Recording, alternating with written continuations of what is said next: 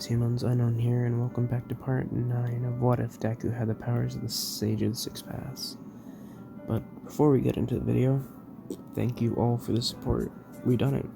We believed what I had thought impossible. We hit 100 subscribers, and I had prepared conditions for the 100 sub special at the end of the last video. You guys can choose the next What If for the 100 sub special, and I'll work on it. If you guys have any recommendations, send them in the comments. Sorry about that. If you guys have any recommendations, put it in the comments. Or the list of what I would put out as examples is in the last video at the end. So make sure that you watch the last video and this video to the end. I had also put a link in the description for the playlist, that way you can watch all the videos that are in the playlist, because it starts from part 0 and up to right now it's part 9. But yeah,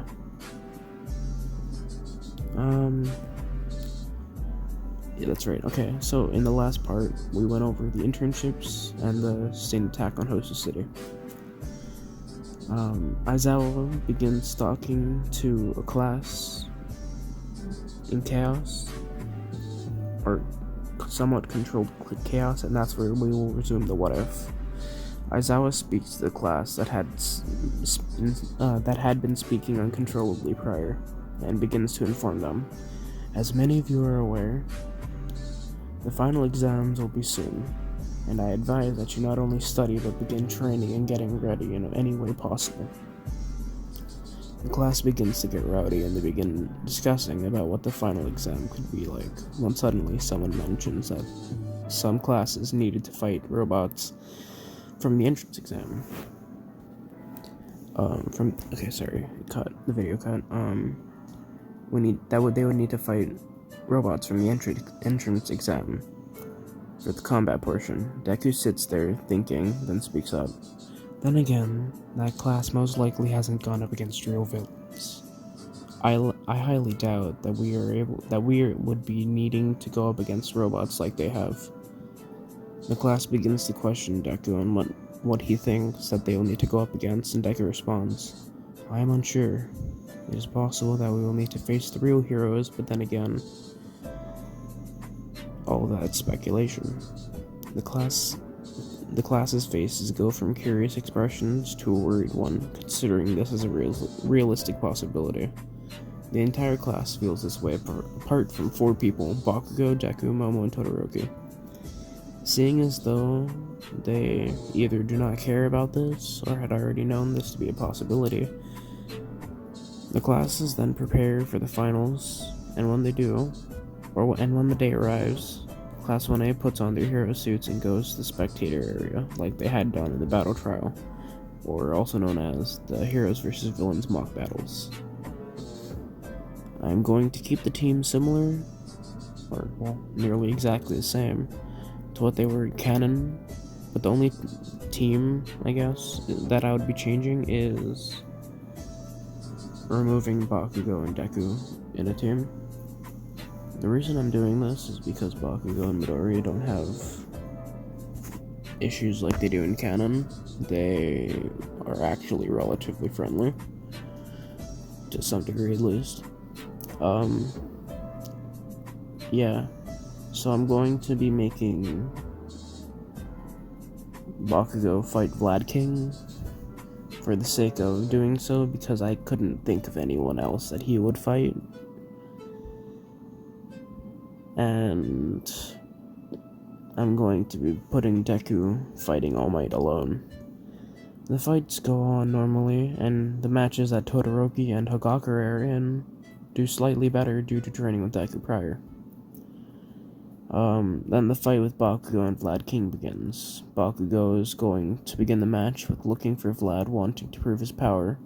When Bakugo finds him, he does not engage, because he's a hero, and Bakugo knows that. He knows that immediately, because he knows, and Bakugo wants to have the best chance of beating him. When Vlad stops walking and stands next to a wall, Bakugo thinks that this is the best time for this is the best opportunity to strike and charges at Vlad. But to Bakugo's surprise, Vlad knew he was tailing him, and then knew he was tailing him, and turned and spun to grab Bakugo, slamming him into the wall. Vlad does what he did to Dabi and pours blood out of his hands and hardens it into a little blood cocoon. And as Vlad lets his hand go from Bakugo, smoke begins forming from the blood prison that held Bakugo. And the blood prison explodes, allowing Bakugo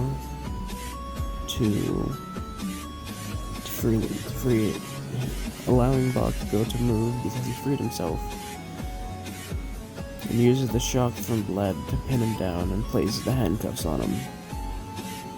And in turn, he wins the challenge. The class is impressed by Bakugo's skills, but suddenly the class begins to prepare themselves, both mentally and physically, for when Deku comes out, knowing that the battle between legends is about to begin. Deku is walking through the city and trying to sense for All Might's power, but is unable to feel much of anything. But suddenly, Deku feels a large sum of energy out of nowhere. But before Deku is able to react, a large sum of wind pressure shows up out of nowhere, blowing Deku away. But Deku catches himself midair, flying up to catch a glimpse of where All Might launched the attack from, but drops down, seeing All Might jumping towards him. They both land, seeing each other as they both get into fighting stances, in charge of each other, both being able to dodge each other's attacks while Deku is doing so easier than All Might. And suddenly, Deku begins speeding up and lands a solid hit on All Might, sending him backwards into a building. As soon as he was sent into it,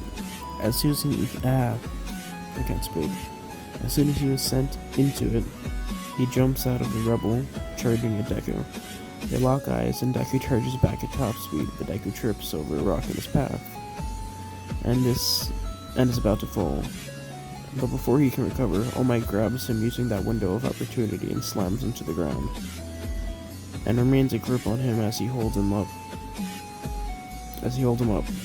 While Deku struggles, he suddenly poofs, and 100 other Deku show up around All Might. They begin swarming All Might and dogpile him, but All Might is able to fend them off and break away from the dogpile. But as soon as he does this, they all pop. And then again, he sees Midori running towards the exit, and rushes over to him. But Deku turns to block against All Might. He grabs Deku, shoving him into the ground, holding him in place. Knowing that this is the real one, feeling this one being slightly stronger than the others, and not immediately poofing.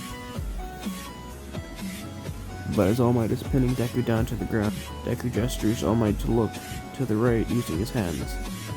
And when All Might does so, he notices that he is where he had been before when he was chasing Deku down, and he notices that he's standing and not pinning Deku to the ground. When he looks down to the hand that he was pinning Deku, he finds a cuff around his arm, signifying that he had lost.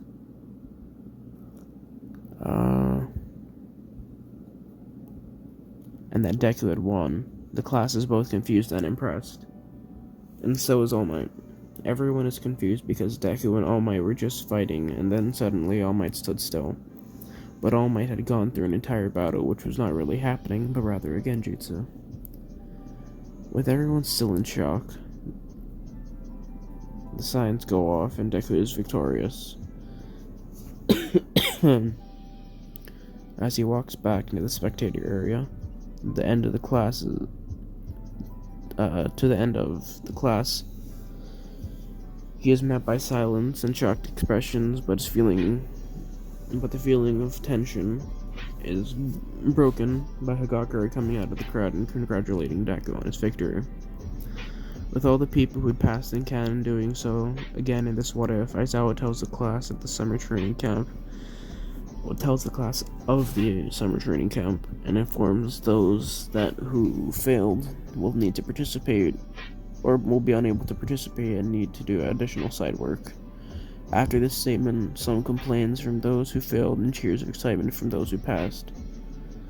They decide to go to the mall to get things they want or supplies that they need. Hagakure agrees and she convinces Deku to go as well. Some time passes and the groups are ready to go to shop at the mall. They're all buying things, and Deku, not seeing anything he wants, just carries things for Hagakure and some of his other classmates, if they are too heavy. Deku decides he's going to take a break and tells Hagakure he's going to sit down and rest, and he makes a shadow clone to carry things. But when Deku relaxes, so does his guard, and suddenly he is grabbed around the neck by a man with dry skin and slightly raspy voice. Suddenly turning his head to see Tomura Shigaraki from the League of Villains. Deku is suddenly filled with rage of memories of what happened at the USJ, but still keeps most of his composure, letting some bloodlust out. Shigaraki is stunned for a second, but snaps back, tightening his grip around Deku's neck. Coming closer to his ear and speaks. I could easily kill a few of these people in the mall before you could stop me, including that invisible chick. So I wouldn't make any sudden movements. Shigaraki slowly shifts over to a nearby bench, and Deku follows, slowly becoming more and more angry as the seconds go by. To Deku's surprise, Shigaraki asks him about Stan, and why he is so popular in an agitated voice. Deku thinks about this for a second and responds, well, the way he acts and what he has done makes people feel for his philosophy about fake heroes, fake hero society and fake heroes. He brings up valid points and makes good arguments, and to some people, fighting against heroes and killing them to spread a message is something nearly completely unheard of, so it only makes sense that people would like him. On the contrary, though, the things the Leagues of Villains have is done meriting of attention, the masses, but the feeling some have about you guys, and lack of what you have done additionally will cause less attention to you than Stan. But that's only how I see it. Shigaraki sits and listens to Deku's rant, but while Deku was talking, he had taken countermeasures just in case. Shigaraki goes on a rampage, but upon hearing the voice of a few of his classmates, Shigaraki disappears as fast as he had came, leaving faster than Deku could, place the seal on him. And the reason that they were coming back to see Midoriya is because the shadow clone had poofed, because there was a disturbance in his chakra. Well, yeah. That's where we'll be leaving off for this part. I apologize that my uploads are inconsistent, and yeah, but I'm sure that you know the reasons already for me constantly stating them. But regardless, I do need the responses for the 100 sub special, or else I won't be able to do it. And I need all of you guys to comment your choices down below in the comment section of this video and the last video. And yeah. So, with that being said, see ya.